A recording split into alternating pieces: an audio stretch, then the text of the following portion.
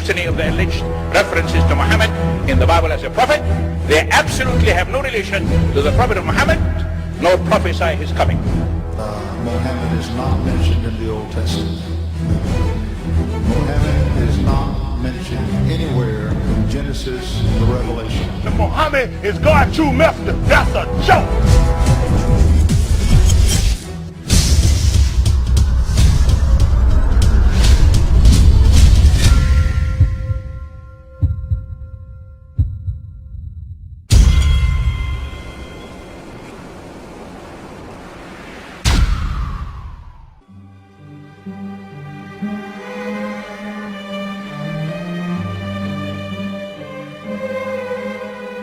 Lo, we inspire thee as we inspired Noah and the prophets after him, as we inspired Abraham and Ishmael and Isaac and Jacob and the tribes, and Jesus and Job and Jonah and Aaron and Solomon, and as we imparted unto David the Psalms.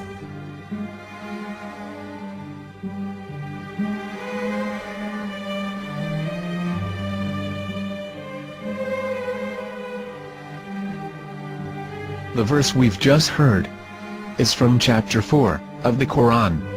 In the verse, God is affirming to humanity that Muhammad is indeed the recipient of a divine guidance, just as Noah, Abraham, and the rest of the prophets. However, some Christians and Jews today don't believe that Muhammad was a prophet and the covenant that God made with Abraham. And since the Quran is not their book of authority, in this video I'm going to show you that the book you're holding in your hands contains the name off the seal of prophethood, the Prophet Muhammad.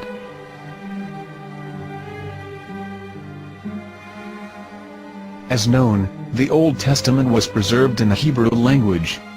In the 5th chapter of the Shir HaShirim, which is one of the 5 Megillat or sacred scrolls that are part of the Hebrew Bible, or for short the Song of Solomon, as Christians know it today. That chapter is discussing someone. Jews will say it is discussing Solomon, while Christians will say it is discussing Jesus.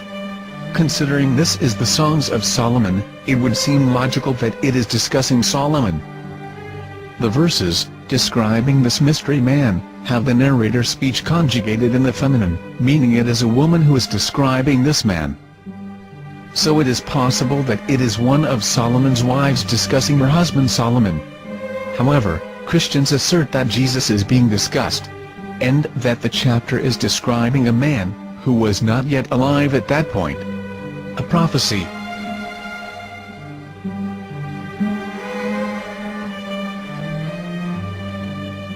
In reading the English translation of Song of Songs 5:16, it finishes the description by saying, "He is altogether lovely," but what most people don't know is that the name of that man was given in the original Megillat. Here is verse 16, and how it is written in ancient Hebrew, before introducing the vowels, in the 8th century. From the Hebrew Bible, on scripturetext.com. Here is the word in question. This word is made of 4 letters. Mem, Het, Mem, Dalet. Now when reading the word as it is written in its original form, with no vowels, it can be read as Muhammad, which is the name of the Muslim prophet, or as Mamad with no A after the H.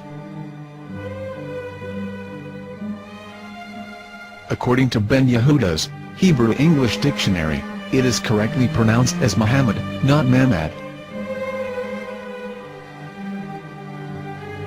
So how we're going to know for sure if it's pronounced as Muhammad, the Muslim prophet, or as Mamad, a random Hebrew word? The only way is to give the verse to a rabbi, and say to him, "Please read." Here is the Song of Songs 5:16, and how it is read by a rabbi from a Hebrew Jewish site. Please notice, the im in Hebrew is a plural of respect. Hiko mamtakim vechullo mahamadim ze dodi vezer'i benot Yerushalayim. Hiko mamtakim וכולו מחמד, מחמד, מחמד, מחמד, מחמד, מחמדים.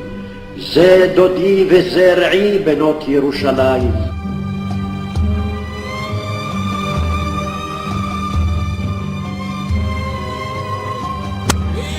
Coming out from the darkness, there are no other gods but God, and Muhammad is his messenger.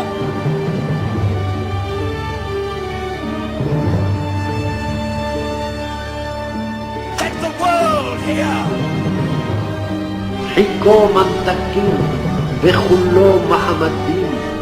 זה דודי וזה רעי בנות ירושלים.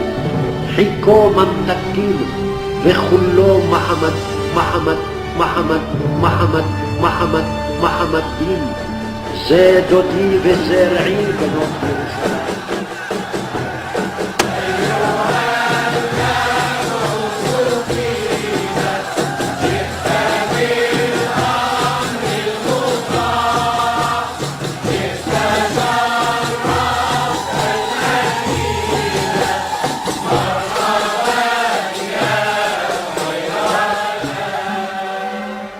Here is the famous SDL translation tool, which includes a professional human translation, as well as an online translation.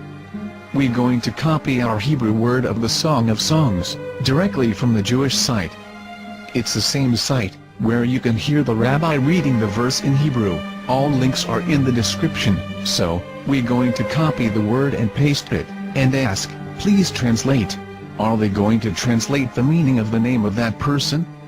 As the Bible translators did.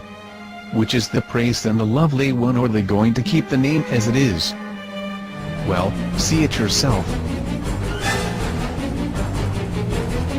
Here is the World Lingo Translator. The result is the same. It's Muhammad. You have no right. You have no right to translate names of people.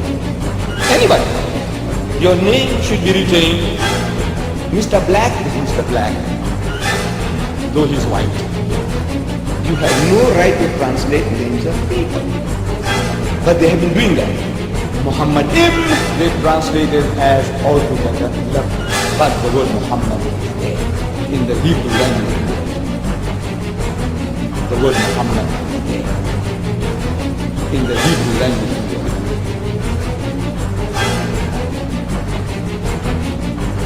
I will tell you a story from my own personal experience. Years ago, I used to spend every Sunday afternoon in a place called Speaker's Corner.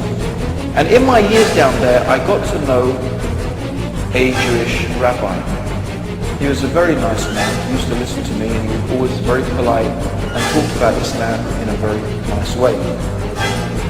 And one day during one of our conversations after some years, I thought that it was about time I should invite him to Islam. So I said to him, you know, my friend, we have been talking now for many years, and even you have admitted to me that Muhammad is a prophet. So why then do you not embrace Islam? He said to me, we Jews, we never change our religion. I said, but half of the rabbis of Medina became Muslim. He said, that is true, but still, we Jews never change our religion. I thought, what can I say to him? He looked at me and said, listen to me, my friend. God sent to us a prophet Moses, and we didn't even listen to him. Do you think we're going to listen to another prophet after him? From another tribe? From another people? And he said that, I had nothing left to say. He knew that Muhammad was a prophet.